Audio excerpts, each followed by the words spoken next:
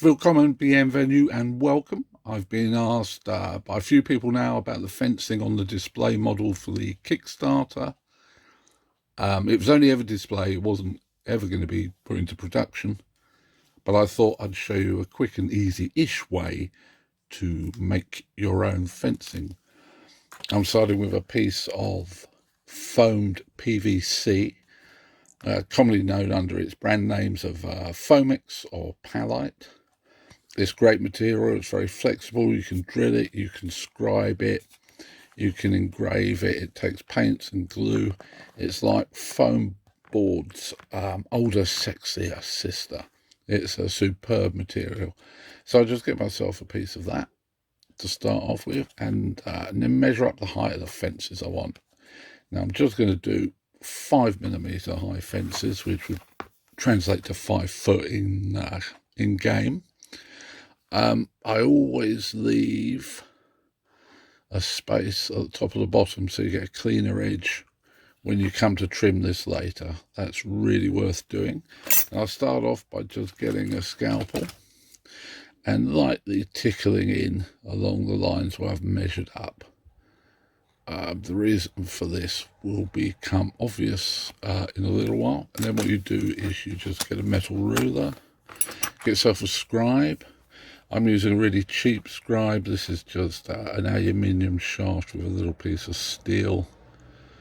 For the tip, I've got a bigger one here, which is all steel. This is very nice, but because it's heavier and longer, it's a bit harder to use a lot. But anyway, you just dive in, you just line up your ruler about 1mm or 2 from the edge, and then come in and just engrave straight lines down it like that. And you just keep on going till you've filled the board. Leave a space on the end, and then you'll have to turn over and do the other side. Here's one I've done earlier. There it is, engraved on both sides. As you can see, the waste bit of material on here is the top. I've trimmed off the other waste, and it's also engraved on the other side. Now, as you can see, it's starting to curve, but don't worry about that, because it's very flexible material. It will still lie flat with a bit of persuasion. And then from there, you go on to cut out your slices. Again, leaving a tab. You want to work long and cut short when you get right to the end, so you're not handling the bit you're working on. And here I've taken out a few notches just to make the planks look irregular. You can do as much or as little of that as you want. You know, it can take a bit of time, but it does look very, very nice. You can even do pointed, which is a little bit more complicated and not quite as an exact finish as you might want, but the options there. Now that is just the uprights.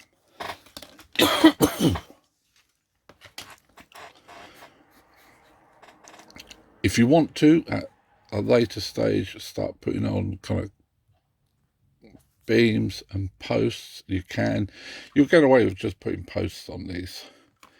And again, you know, put them on long so you can hold them while they glue in place. Because I would add these after you've attached that to whatever you're attaching it to. And it's perfectly flexible. You can do any shapes you want. Next up is give it a grey primer, which is this piece. Give it a grey primer and then hit it with the wash. I've gone for an old looking wood, so it's basically grey with some Agrax on it. I've primed irregularly. I've also put on the wash irregularly, and also added a few highlights. This is the finished piece where I've highlighted a couple of planks, low lighted a couple, and then come back in and just finished off the wash, and there you go, there's your fence.